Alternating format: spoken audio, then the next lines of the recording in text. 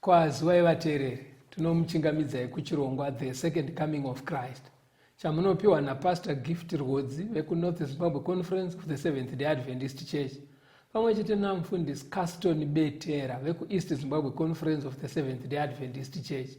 Mustudio nhasi tina Shailet Chakabveyo ari kutiisira musign language. Pastor, kwazai vateereri. Vateereri, tokuchingamidzai kuchirongwa. Toda kutenda. Nhasi musoro wedu wenyaya unoti mufudzi wakanaka part 1. The Good Shepherd. Muzvidzidzo zvatakaita kumashure zviri kuronda hondo inoitwa naSatani achirwisa kuponeswa kwevanhu, zvatiri kuti Great Controversy, hondo huru. Ndo nyaya yatakatsamira pairi muchidzidzo ichi. Okay. Pabva musoro wenyaya uyu tiri kunokora vhurai bhaibheri pastor. Okay.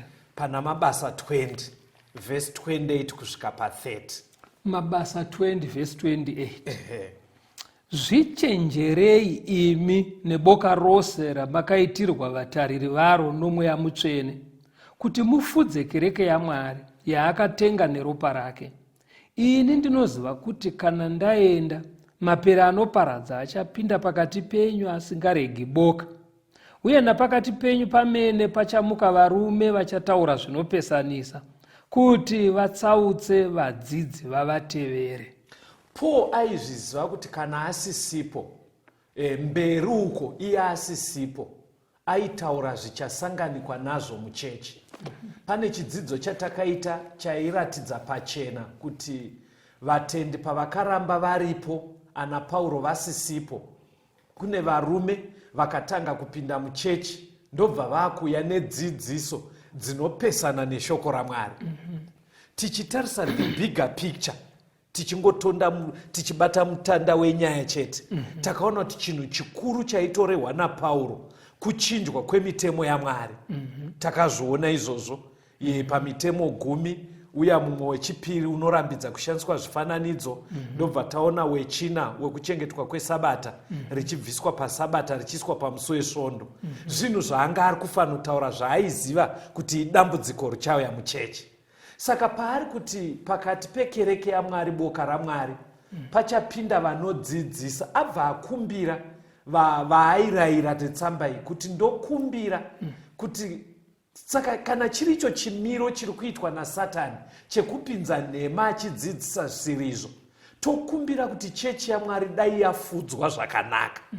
Mapanzwisisa saka kureva kuti kana zvirizvo zviri Satani against the church, it means muchechi yaMwari inova flock yaMwari ngamuchiita vafudzi vanofudza nhengo dzesangano nekutendeka nekuperera.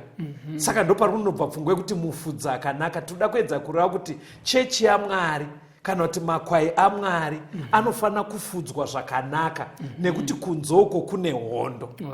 Ameno. Manzwe here introduction yandapa, isai mavara enyu titi. Zvandabata uchitaura Caston ndezvekuti pahondo iri kuitika pakati paKristu naSatani. Yes. Chimwe chinoshandiswa naSatani kuti abvute vamwe kubva kuna Kristu, kushandiswa kwedzidziso dzakamonyoroka. Yes. Saka zvakakosha kuti pakati pevatendi paite vafudzi vanonyatsochengetedza hwai dzaMwari nemazvo. Ndizvozvo ndizvozvo munyanzi chiverengai Isaiah 53 verse 6. Saka chidzidzo chinoichi vateereri tiri kunyanya kutarisa hwai dzaMwari nemufudzi wacho. Isaiah 53 verse 6. Isaiah 53 verse 6. Isu tose takanga takarashika samakwai, takatsauka mumwe nomumwe nenzira yake, asi Jehovha wakaisa pamusoro pake kuipa kwedu tose. Chimiro chine vanhu vasati vakweverwa kuuya kukururama nesimba raJesu. The general condition of mankind on this earth ndo iri kufananidzwa nemakwai akarasika akapararira. Ndo zviri kubuda apa, ndo chitori chimiro chepanyika pasi. Okay. Bhozi ratoti isu tose. Alright, kubva kuna Mwari. Tagara tinotori netendenzi yekungobva kuna Mwari. Saka kakubva kuna Mwari kaya kari kunzi kari kufananidzwa nemakwai anga achifudzwa, but opedzisira scattered. Arasika asiri pane mufudzi angoenda.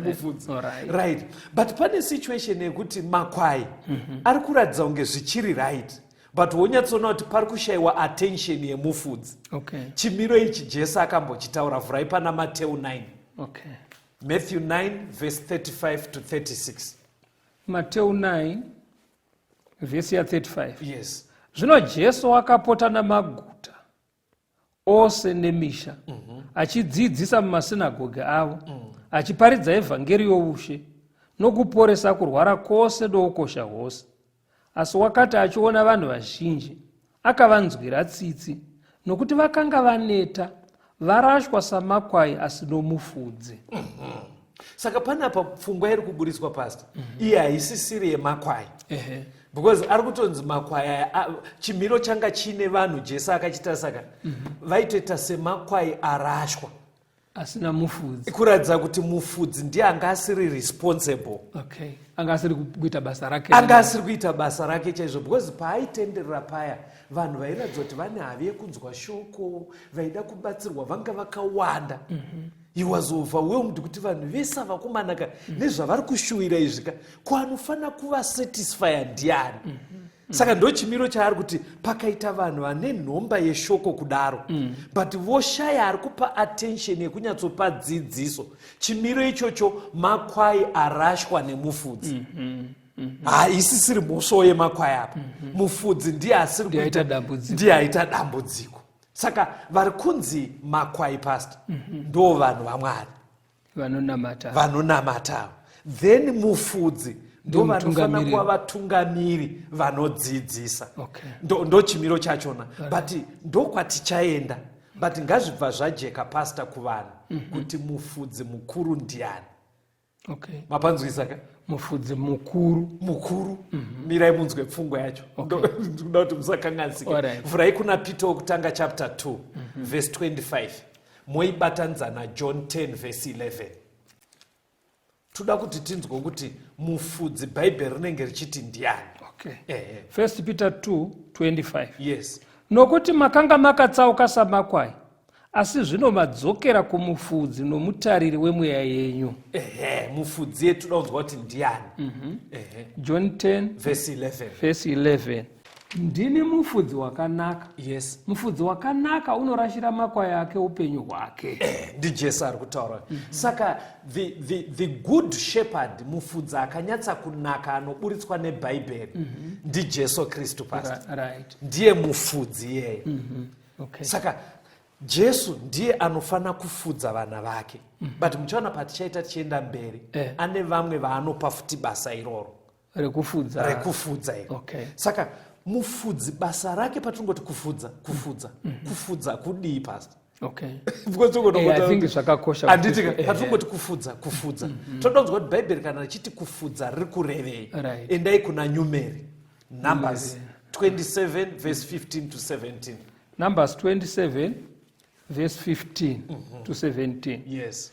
Zvino Moses akataura naJehovha akati, Jehovha Mwari wemweya yavanhu vose, ngaagadze murume paungano izhi. Uchabuda pamberi pavo nokupinda pamberi pavo. Ungavabudisa nokuvapinza kuti ungano yaJehovha irege kuva samakwai asino mufudzi. Ipapo Jehovha akati kuna Mozisi, tora Joshua mwanakomana waNuni, murume uno mweya mukati make, uise ruoko rwako pamusoro pake. Umuise pamberi paEreazari muprista pamberi peungano yose. Saka panapa pari kunzi Mwari itai kuti paita anotungamira Israeri. Right. Kuvatungamirira kupinda nekubuda. Kureva pamaactivities emazuva ese. Vanoda mutungamiri. Plus vano Israeri vaive parwendo pastor. Vanga vari kufamba vachibva kuEgypt vachienda kuCanaan. Saka irworwo rwendo irworwo runotoda leader.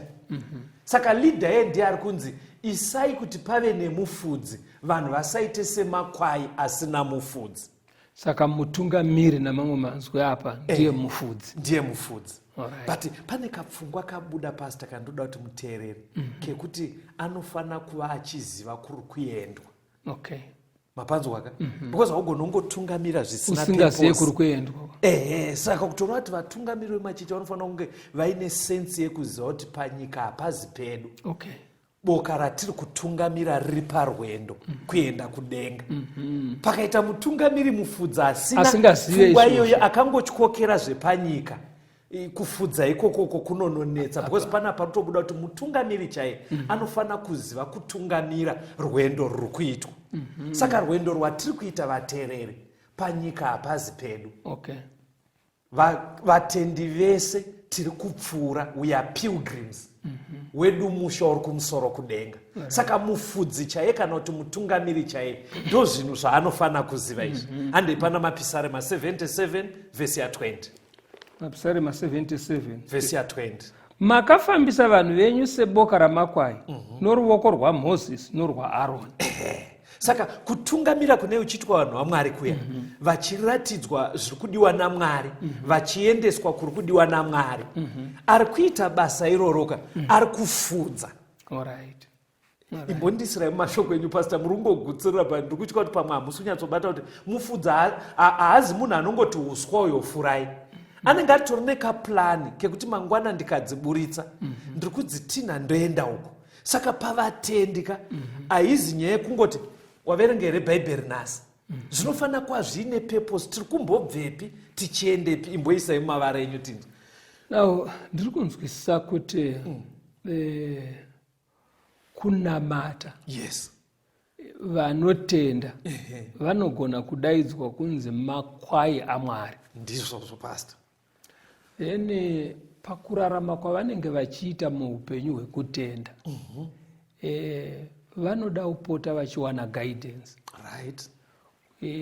Kuvatungamira kuti musadai, indai nepapa, kuitira kuti kunovavarirwa nerwendo rwekutenda vagone kunokusvika kuri kuenda kuupenyu husingapere naMwari. Yes. Saka vakagadzwa naMwari tingati vafundisi. Vafundisi ndizvozvo. Ndo vatungamiriri vezvemweya. Yes. Ndo vanonzi vafudzi vari kufudza makwai aya. Ndizvozvo pastor. Saka imwe pfungwa yabuda ndeyekuti mupfungwa mavo ivo vanofanira kungewo vachifunga kuti tine kwatiri kuenda. Yes. Pano tiri vaeni. Ndizvozvo. Saka vochigaidha makwai aMwari kuti agone kunosvika kuri kuvavarirwa nerwendo. Ndizvozvo. Inini pandaifudza mombe ndiri kumusha kwete makwai kwedu kuhedza. Right. Ndaiti ndikadzifudza dzaguta ndaitoziva kuti ndinonodzimwisira mvura kwakati. Okay. Kana ndadzinwisa matumbu azara dzauda kuzeya kurara ndaitoziva ndichanoyambuka neparwizi paya pazambuko tonotamba bhora redu pamhiri pabanapo. Handaingoti chero ndaenda kumhiri because unogona kudzitinha nepane dziva mhuru dzikayeredzwa. Saka mumufudzi unenge utori nepurani yekuziva kuti apo dzinonyura, apo painzi pane garwe, ngandinoyambuka nekuko. Ndo pfungwa inodiwa pamufudzi iyoyo. Inoburitswa zvakanaka pana Samueri wokutanga chapter 17 verse 34 kusvika pa36. 1 Samuel 17 pavhesi ya 34. Yes. Dhavhidhi akati kuna Sauro, muranda wenyu waifudza makwai ababa vake. Zvino kana shumba ikasvika kana bere kuzotora gwayana paboka, ndaibuda ndikaitevera, ndikaiuraya ndikarirwira pamuromo wayo. Kana ichinge ikandimukira, ndaiibata ndebvu dzayo ndokuibaya nokuiuraya. Muranda wenyu akazviuraya zvose, kunyangwe shumba kunyangwe bere. MuFiristia uyu usino kudzingiswa uchafanana nechimwe chazvo, nokuti wakashoora hondo dzaMwari mupenyu. NdiDavid paangati ndipei ndinorwisa Goriati. Saka mambo Sauro aida kunzwisa kuti mfano izvi ndazviwana kupi. Saka paari kutaura CV yake David. Zvikanzi munomboziva kuti kana ndiri kumakwai kune zvikara zvesango zvinouya zvichida kubvuta makwai angu. Ndinomira chaizvo kumeka sure kuti handitorerwe makwai. Saka muchiona David is a model of a good shepherd. Ari kubuda pachena kuti besides kuti dzifure uswa, mufudzi akangwara anofana kuva achiziva kuti kune zvikara zvinogona kuuya zvichida kuparadza boka. Saka sofa ndanyora mapoints aya pastor kuti mufudzi akanaka should lead out the flock. Ndokutungamira, yes. Then afane kuita kuti flock ripararire.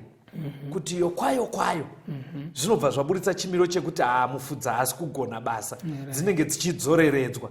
Ndobva ndati anofana kuona kuuya kwezvikara, kuti pane chikara chiri kuuya. Ndobva ndati he should defend the sheep from these wild beasts. Anofanira kurwira makwai ake. Akadaro manje mufudzi akakwana. Toda kukondinya nenyaya ngatimbonzwa kamboateerera. Uya mweya wakachena mundikombolerenyi, kuti moyo wangu ucha kukudza nguva dzese. Ndidzidzisenyi kukuda, kuziva zvakanaka, zvechikariro chembiri chinondipa kufara. Ndauya kune mwitenzi munozondibatsira, ndinosimbira kunemwi mundisvitse kumusha. Jesu wakanditsvakisa, ndanga ndiri mufambi, mudambudzo wandibvisa, ngeropa rake iri. Ndakashira mutsa wenyu, ndinomuitirenyi, ndipenyi kunaka kwenyu, ndosungirwa kunemwi. Nguva dzese ndarasika kuva munzira yenyu, ndiri pano wangu Baba, batisa moyo wangu. Ndiri pano wangu Baba, batisa moyo wangu. Ndiri pano wangu Baba, batisa moyo wangu. Ndiri pano wangu Baba, batisa moyo wangu. Tomuchingamidzai zvakare vateereri, tichienderera mberi nehurukuro yedu mufudzi wakanaka part 1. Taona zvaitwa naDavid zvinoburitsa mamwe maqualities kana kuti maresponsibilities anofana kuitwa nemufudzi. But David wacho achifudza makwai kudaro, pakufudza kwaaita ndozvakamupa kuti anyore mapisarema 23. Iverengei munzwe. Mapisarema 23. Verse 1 na 2. Jehovha ndiye mufudzi wangu, hapana chandingashayiwa. Unondivatisa pasi pamafuro manyoro, unondisesedza pamvura inozorodza. Ndokufudza uku pastor. Alright. Manzwa here. Makwai David ndizvo zvaaita izvi. But akuzvifunga kuti zvandiri kuitira makwai zviri kurevei. Ndobvaona zviri izvo exactly zvaari kuitirwa naMwari. Kuti iye paaitina makwai achienda kune uswa, ainyatsoona kuti Mwari zveshuwa ari kumuprovide. Okay. paaizonwisa makwai ake mvura kana dzaguta dzorara, obva anyatsowana pisi yaanowana muna Jehovha achidaro. Saka mufudzi mukuru wekereke kana kuti wevatendi ndiJesu. Alright. Ndiye mufudzi mukuru. Pfungwa iyo iverenge futi pana Mapisarema 100 vhesi ya 3. Mapisarema 100 Vhesi ya vhesi 3.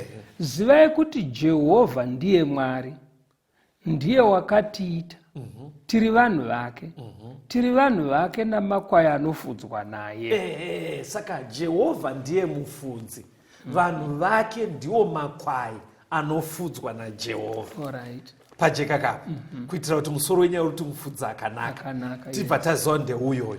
Kunyange tiine zvimwe zvatichabata, asi mufudzi akanaka ndiJehovha. Alright. In fact ndiye mutungamiri wechechi. Okay. Mapanzwa Ndiye muridzi wayo.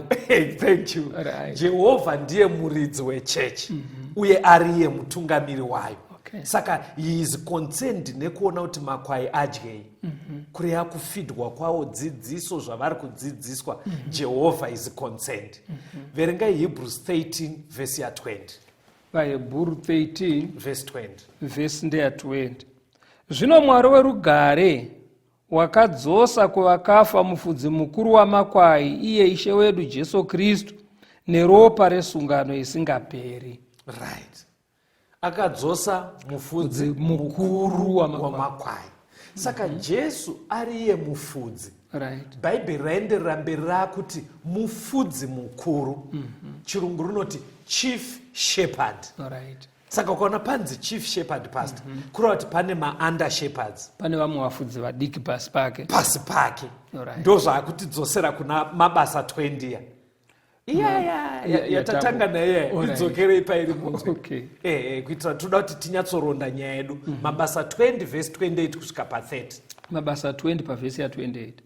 Zvichenjerei imi neboka rose ramakaitirwa vatariri varo nomweya mutsvene, kuti mufudze kereke yaMwari yaakatenga neropa rake. Chimbomirai, munoramba muripo.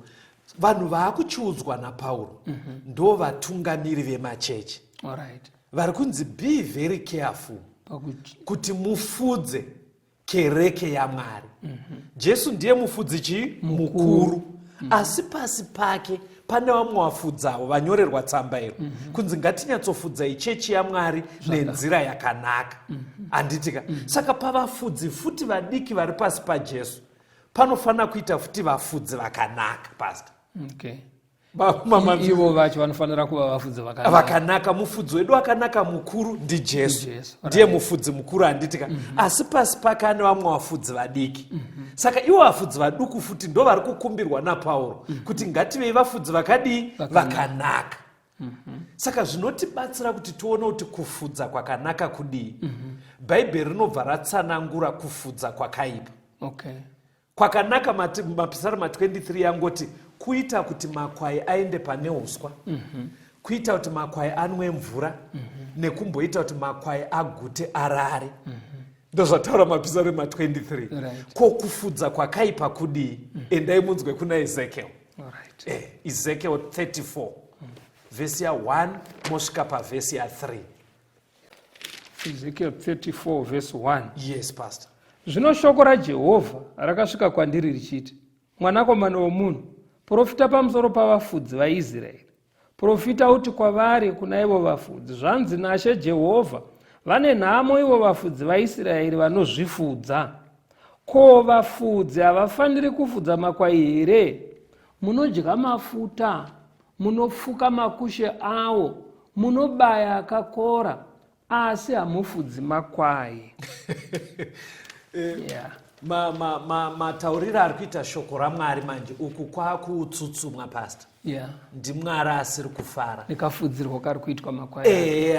Hanzi ndanga ndichitarisira kuti vafudzi vafudze makwai, asi vari kuzvifudza iwo. Ndo chekutanga. Right. Zvikanzi vari kudya mafuta emakwai, zvikanzi vari kutora makushe emakwai, uye vofuka iwo. Zvikanzi pavafunga kudya nyama vari kubva vanobaya akakora acho. Ndokuzvifudza uko. Ndokuzvifudza kwacho kuri kutsanangurwa. Zvikanzi makwai haasisina anofudza, iyi language madimikira pastor. Ndanoda kutobvunza kuti muchimiro chatiri nhasi zviri kurevei izvi? Izvi zviri kurehwa izvi ukanzwa panzi vari kudya mafuta, vobaya akakora, votora makushe vachifuka, kureva kuti ari kutungamira vatendi. Toti imimi wafundisa naPastor Rodzi, munenge muri kuita chimiro chekuti instead yekuti muite kuti vanhu vadzidziswe shoko, vazive kwatakananga, vagoponeseka, imimi muri kutobhenefita kwavari, muri kutotora kubva kunhengo, material gains. Chirungu ichi munochinzwisa ndikati material gains. Kureva kuti chatiri kungovavarira kwavari ifuma. Exactly. Tiri kuvavarira kutora fuma kuvanhu. In other words, pari kubuda chimiro chekuti vafundisi vari kutsutsumwisa Mwari apa, vafundisi vari kunopinza chechi, asi chavari kunovhurira chechi kana kupinza chechi kuti vatore fuma kunhengo. Kwete kuti vanhu vaende kudenga. Haisi nyaya yekuti vanhu vaende kudenga, zvekuti papera kanguva tikatarisa ari mufudzi nemakwai, mukundinzwa here, takukombeya status, unotoona kuti mufudzi uyu paakatanga ari 5 years ago nepaave kunyaya dzefumaka aienda chaizvo, but kusina zvabatsira nhengo. Akora ukunda nhengo. Tichandise matemzi waya. Anenge akora. Saka kakufudza. Asi nhengo idzi hadzisi kuenda kudenga. Nhengo idzi dzisiri kuenda kudenga manje. Muri kuona pari kunonetsa. Kukora kunogona kuya nenzira dzakasiyana pabate mufundisi. Hapasi kungoreva pese kuti mufundisi akakora ndofunga atora uko. But Mwari zvaanga achitarisira ndezvekuti kwanga chifanira kutonyanya kukora kunhengo. Kwete kukora iri fuma. Kana ndiri kunzwa zvakanaka. Taurai pasi. Maybe kana tichida kuti tiinzanise. Mufudzi zveshuwa anofanira kudya zvinobva pazvipfuyo zvaari kufudza. Ndizvozvo. Ndozvazvagara zviri. Asiwo kusongodya bedzi usina hanya nezvipfuyo zvacho. Ndo pari kurambwa naMwari. Kuti hamuna hanya nemweya yevanhu. Hamukoshese kuponeswa kwavo. Hamuvadzidzise zvinoita kuti vaponeswe. Imimi munongotora pfuma chete kwavari. Kureva kuti zvinopedzisira zvaita sokuti munhu chechi iproject yemunhu. Inenge itori project mataura temu rakanaka. Income generating project. Saka ipapapo pastor tiri tese mustudio, but ndokumbira kuti nditokukumbirayo. Musaite zvataurwa nevhesi. Point. Pamunosanganawo nevamwe abi enyu vafundisi, vanhu ngavafidwe, vadzidziswe zvinoita kuti vaponeswe. Point iyo. Kana muri kuwo vafundisi vari kutiteerera, Mwari ane hanya nemakwai ake. Panapa pane Ezekiel Mwari ari kutsutsumwa kuti tiri kungobaya dzakakora, mafuta nemakusha achifidwa, asi pasina hanya nemakwai aMwari. Saka ipapapo pastor ndadzwa muchitaura kuti ichokwadiwo kuti mufudzi anoraramawo nezvinobva pamakwai. Because kwedu kumushaka taiti tikauraya mbudzi pastor, dehwe racho ndaitonzi namai riyanike zvakanaka, taitozoita dehwe rekugarira, kuratidza kuti tiri kubhenefita pambudzi dzatiri kuchengeta. But mufudzi chaiye benefit yake anofanira kunyatsoitarisa papi pastor? Ndoda kuti muvhure munzwe kuna Peter. Handisi kuramba pfungwa yamataura nekuti itorimo mubhaibheri. But benefit hombe yemufudzi iri papi? Peter wokutanga chapter 5 verse 1 kusvika pa4. 1 Peter 5 verse 1. Naizvozvo ndinorayira vakuru pakati penyu, ini mukuru pamwe chete navo, nechapupu chamadambudziko aKristu, nomugovani navo ukubwinya kuchazoratidzwa ndichiti, fudzai boka raMwari riri pakati penyu, musingazviiti nokurovererwa, asi nomwoyo unoda nokuda kwaMwari, musingazviiti nokuda kwokukarira pfuma yakaipa, musingaiti nesimba nezvamakagoverwa, asi muve vatungamiriri veboka. Kana mufudzi mukuru achizoonekwa, muchawana korona yokubwinya isingasvavi. manzwa munhu ari kutaura apo pastaka atoriwo mufudzi ndiPeter Right. saka ari kutonyorera vamwe vafudziwo zvikanzwa kumanaka ndimi vatungamiri Right. pamwe chete neniwo nditori mutungamiri ngatifudzei makwai aMwari zvakanaka chinhu chaakurumidza kubva ataura zvikanzi musazviite muchitarira pfuma Yeah. hanzi muchikarira pfuma Right. kureva kuti muchiexpecta material gains Zvikanzi pfuma yakaipa. zvikanzi nekuti mugove wenyu mukuru muchazopiwa korona isingavore pakuonekwa kwaJesu Kwemufudzi mukuru pasecond coming up.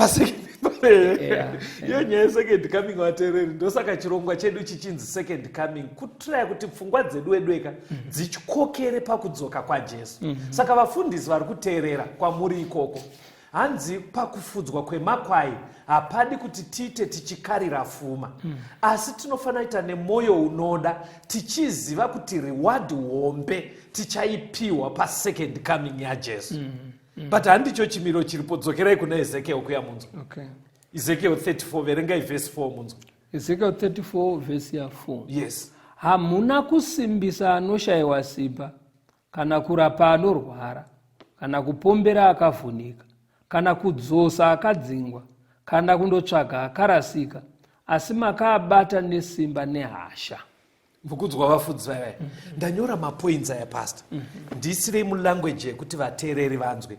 Vanzi havana kusimbisa anoshayiwa simba. Kuti Mwari ari kuti kubatsirana nevatendi vakaneta. Tenda kwavo pane zvinenge zvamboyo handitika zvikanzi hamuna kurapa anorwara. Pane kurwara kwapamweya sekuda kuti munhu unoona kuti chikristu chake chiri kukamina saka anoda kupota achibatsirwa achikurudzirwa kudzidziswa kuti anyatsoita chikristu chakakwenenzverwa zvikanzi hamuna kupombera akavhunika. Nawo munogona kuti pakutenda paya kune vamwe vanoita sevadzokera kumashure vabva pakutenda kuvhunika pamweya saka vanhu vakadaro vanoda kunokurudzirwa kuti vadzoke mumakwara. Asi munoziva kuti kuvhunika gwai rikavhunika rinenge risingadiki pamwe ratadza kutsika. Saka muchaona kuti kune nyaya dzakafanana nekuti munhu anogona kufirwa pasta hakuna anoplana kufirwa zvotomukanganisa chitendero. Zviri kunzi vafundisi munhu avhunika kudaro vanofana kuratidza kuti shoko raMwari rirape munhu iyeye.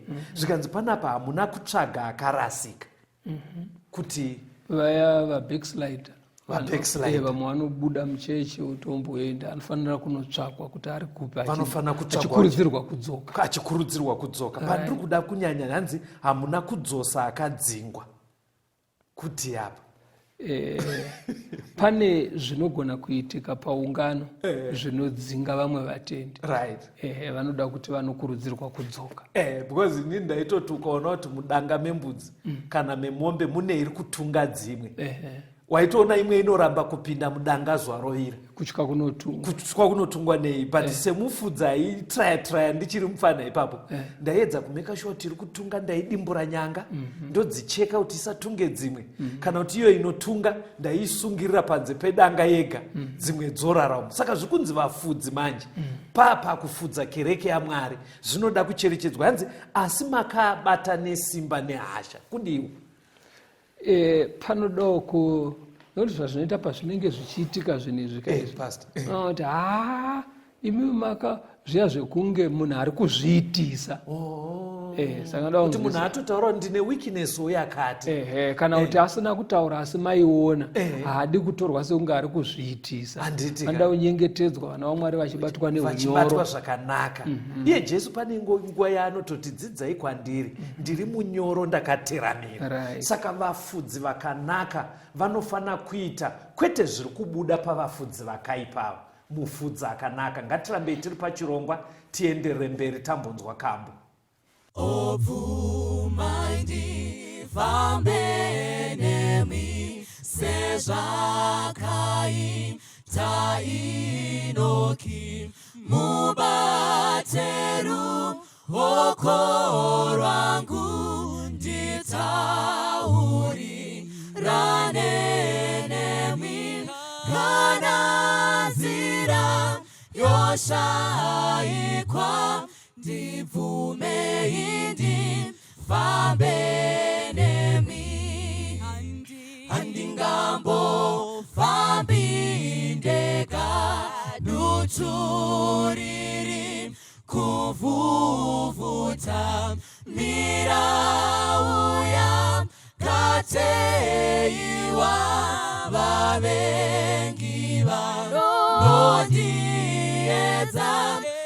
ese aya matambudzo tenzi bvumandi fambe nemi kuti mandi pazororo zvepasi zvinovanando ndozofamba nekushinga ndotakura muchinjiko dakara ndione Sioni tenzi bvumandi fambe nemi kuti mandi pazororo zvepasi zvinovanando ndozofamba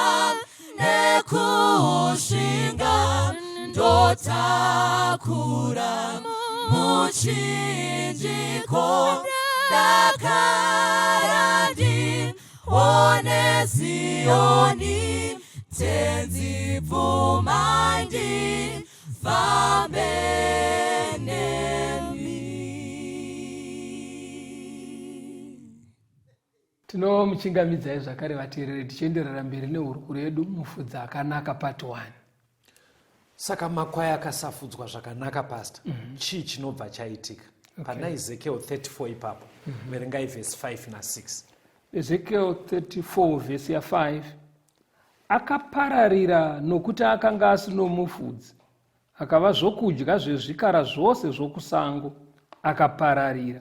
Makwai angu akadzungaira pamakomo ose napachikomo chimwe nechimwe chakakwirira. Zvirokwazvo makwai angu akapararira pasi pose, hakuna wakaaronda nokuatsvaka. Mwari achiri kutsutsumwa pastor. Hanzi makwai akasafudzwa zvakanaka. Chekutanga anopararira kuva scattered. Right. Hanzi saka akapararira zviya zvekurashika zviya. Anopedzisira aenda kukunhu kwekutoti pamwe kusango kune zvikara. Saka hanzi paanonosangana nezvikara mamwe acho anobva abatwa odyiwa. Apona aya atiza anobva apararira wese. Ndozvataura vhesi. Hanzi apararira kudaro anodzimara akumakomo ari kure achingombeya achienda. Ende chimiro ichocho still hanzi alright kuri kwekuti zvakaitika it's okay. But pari kushayikwa futi still ari kuronda. Kunoateera kuti adzoke. Chimiro ichi kuti mulanguage inobatikana ateerera. Ngati kana pakasachenjererwa Right. pakufudza makwai apo. Pane kurasika kunoitika. Right. Pavanhu. Saka kana pachinzi anopedzisira ngokuzvikomo zvese zvese. Vatendi vanogona kupedzisira vakungotenda zvese zvese. Alright. Nezvimwe zvisingaponesi. Nekuti vafudzi havasi kudzidzisa zvinoita kuti munhu amire pachikomo chine ruponeso. Alright. Mafanenda mberi ndoda kuti bhaibheri ritsigire pfungwa yamama kutaura yezvikomo. Ndinotori nevhesi rachona. Alright. Endai pana Isaiah 2. Okay. Vhesi ya 2 to 3. Isaiah 2 vhesi ya 2. Pamazuva okupedzisira zvichaitika kuti gomo reimba yaJehovha richasimbiswa pamusoro pamakomo, richakwiridzwa kupfuura zvikomo, marudzi ose achamhanyira kwariri. Vanhu vazhinji vachaendako vachiti, uyai ngatikwire kugomo raJehovha, kuimba yaMwari waJakobho. Iye uchatidzidzisa nzira dzake, tichafamba mumakwara ake, nokuti murayiro uchabva paZioni, shoko raJehovha richabva Jerusarema. Right. Matsananguriro ari kuita Isaiah rinenge dimikira. Zveshuwawo Jerusarema paranga rakavakirwa pagomo reZioni, paitovo pachikomo pagomo. but mukutsanangura kuri kuita bhaibheri roda kuburitsa kuti pajerusarema pastor ndo paiwanikwa zvokwadi yekuti Mwari anonamatwa sei, ndo paikurudzirwa vanhu kuchengeta murayiro, ndo paidzidziswa vanhu zvokwadi yemubhaibheri. Saka Mwari aiziva kuti ndo zviri kuitwa patemberi yepajerusarema, but Mwari aiziva kuti kune nzvimbo dzakatenderedza, kungave kuTire, kuMoabhi, kuvaFiristia, kune zvekunamata zvaiitwawo. Saka apa kwaive kuprofita Mwari achida kunongedzera kuti zvandichaita inini mumazuva ekupedzisira ndoda kuita kuti kwese uko kuri kumboitwa hako kuri kuitwa, asi ndichaita kuti vanhu vamhanyire kuZioni. Ndo kugomo kuri kutichwa vanhu zviri correct, kuri kudzidziswa vanhu mutemo waMwari. Kureva kuti Mwari ari kuti kana ndakubata kasoni uri kuti kunzvimbo dzakatenderera kune kunamatwa kuri kuitwa, kune religion iri kutoitwa, right? Asi chinamati chacho chisiri icho chinodiwa naMwari. Exactly.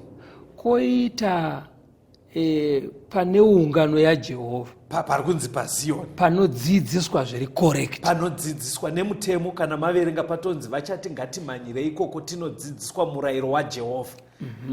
Saka Mwari anototarisira vanhu kuti vaende uko kwavanenge vachinodzidziswa, kuri kunzi kuZioni kana kuti kuJerusarema, vabve kuzvikomo kwevenge vari. Saka tichidzoka panyaya yedu pari kunzi makwai akapararira opedzisira akuzvikomo nemakomo akawanda-wanda. Chimiro chakadaro chekuti vatendi havachazive panowanikwa chokwadi chaMwari. Vari kuedza zvese, zuro ndizuro vakamboita izvi, nhasi vari kuedza izvi, mangwana vari kuedza izvi. Chiri kukonzera kumbeya kwevatendi kwese uku pastor inyaya yekuti vafudzi havasi kufidha chechi yaMwari, havasi kudzidzisa vanhu shoko raMwari.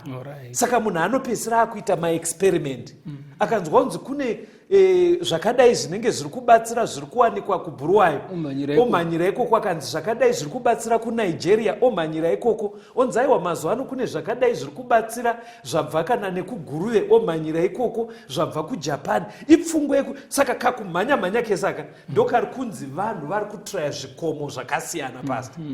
Saka asi Mwari achiziva hake kuti kune chikomo chimwe chete chine chokwadi chaari kuti paJerusarema. Maona chimiro chiri saka kuti mubvunzo wangu wekuti uku kwese kune vafudzi, kune vafudzi, asi kafudziro kacho akazi correct. Saka chiri kutoita kuti kuite vafudzi kwese uka vari kufudza zvisiri correct, zvichatowedzera futi kuti kuite vamwe vafudzi futi hobho. Nyaya yacho iramba ichienda ichibvunza saka ndikuona hurukuro yako inoita sokutsiura vafudzi isusu kuti fudzai zviri correct.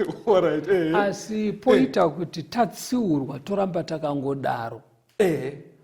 Because vazhinjika ndo zvazvitori tiri munyika. Kune zveshopa unotoona kuti uyu kauyu kutaura chokwadi ari kungoda pfuma, chechi project zvitoriko, hapana zvatingazviite zvitoriko. Saka ndiri kuona kuti pane kunyevera futi mukati kuti makwai asvinure. Handazokunzwai because chidzidzo zveshua changa chakanyanya kunanga kwatiri isu vafudzi kuti ngatiitei nekuperera, but sezvo mataura kuti kunyange vafudzi vanzwa shoko iri havazi vese vachaita zvinodiwa naMwari. Saka makwai afanongoramba kuti ongoramba iti togodii ndo vafudzi vacho nekuti anzi ngaaende kuJerusarema. Exactly. Mataura zvakanaka. Ndasina kuona nemuonero vateereri. Vafudzi vanogona kuva vaine kukundikana kwavari kuita, but Bhaibheri razoisa pachena kuti makwai aMwari ngaaende kuJerusarema, kuri kunzi kuZioni, kuri kunzi kunodzidziswa mutemo waMwari neshoko raMwari, so that tisarambe tingori neexcuse yekuti ndo zvatinodzidziswa kuchechi kwedu, hatiendei kunodzidziswa shoko raMwari. Jeremiah 50 verse 6. Jeremiah 50 verse 6. Yes. Vanhu vangu akanga ari makwai akarasika, vafudzi vavo vakavarasisa, vakavatsausira kumakomo, vakafamba vachibva kumakomo vachienda kuzvikomo, vakakanganwa nzvimbo yavo yokuzorora. Muri kuona Bhaibheri razonyatsova clear. Bhaibheri parava clear vateereri kuti chakonzera zvikomo zvakawanda zvako izvi vafudzi.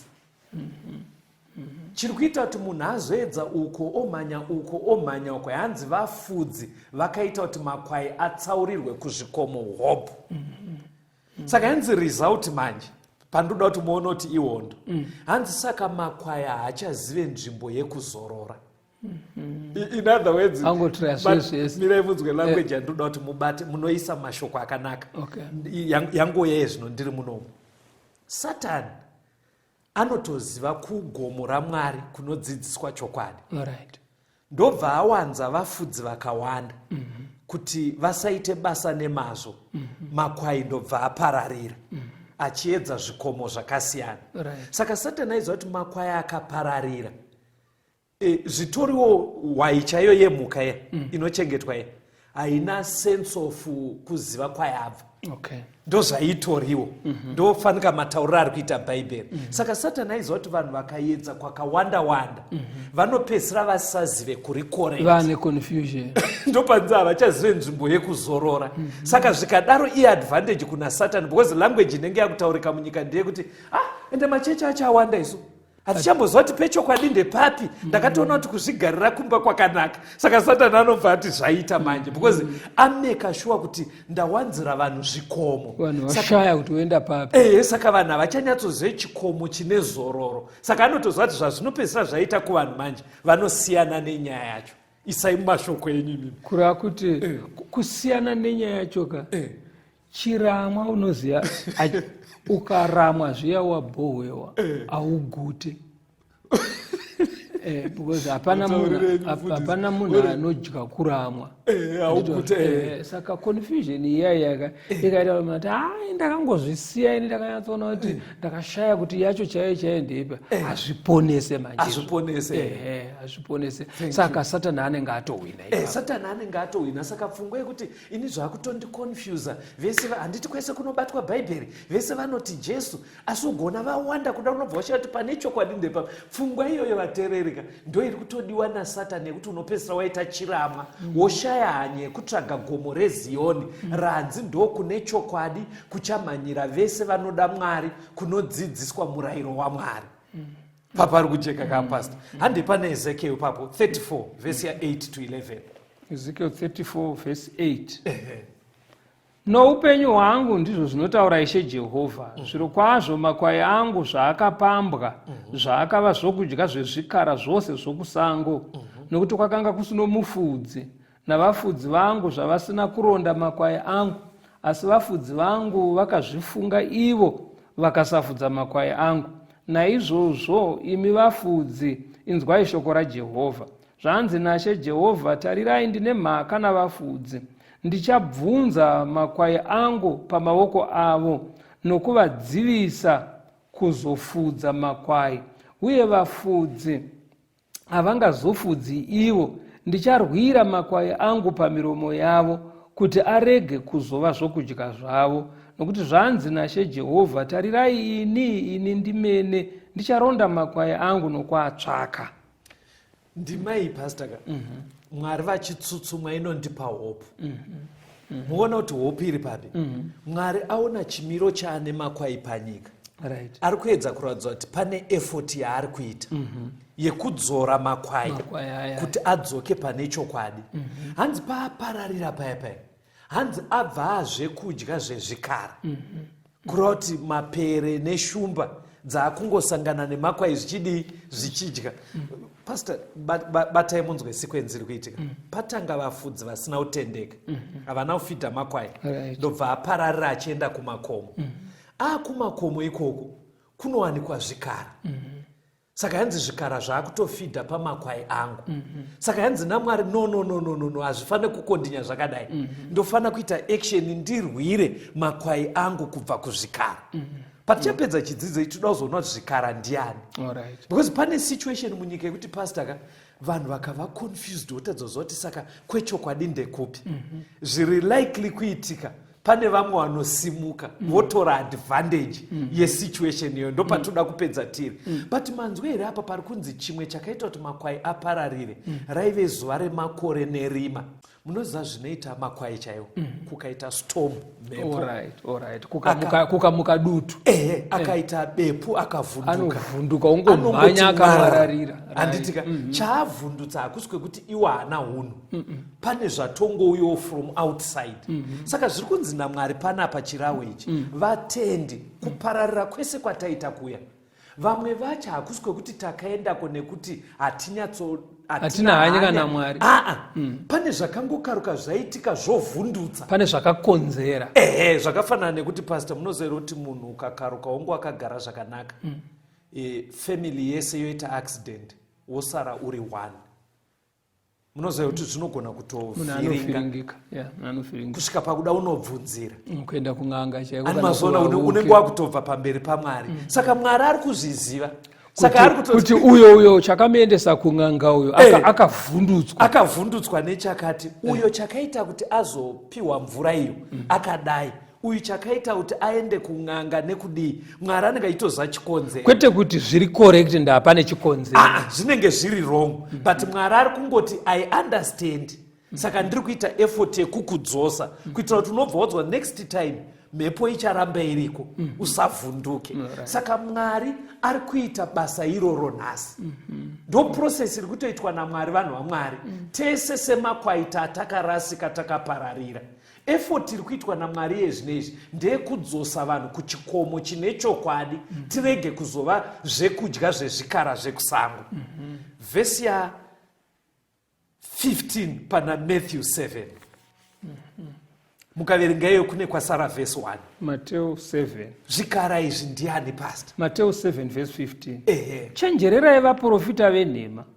vanouya kwamuri vaine nguo dzamakwai asi mukati ari mapere anoparadza mazozvoona manje kuti makwai akapararira pastor that kind of environment is a recipe inobreeda false prophets ndoda kuti muise mumushona kuti makwai kana apararira zvikomo zvawanda vanhu vasanyadzozoti saka kuri correct ndekupi next chinobva chaitika mapere anobuda chiri kuita kuti mapere abuda achidya makwai chii because makwai apararira haana ari kuadzidzisa in fact ndati situation yemakwai ari scattered it's a recipe anditika inobreeda false prophets isai kuti kana confusion ikaitika panyaya dzekutenda pakashaya vanonyatsodzidzisa zviri correct right vanhu vongoteera chero zvavafunga zvinokurudzira kumuka kwavaprofita venhema in fact tsoro yacho kana muchiironda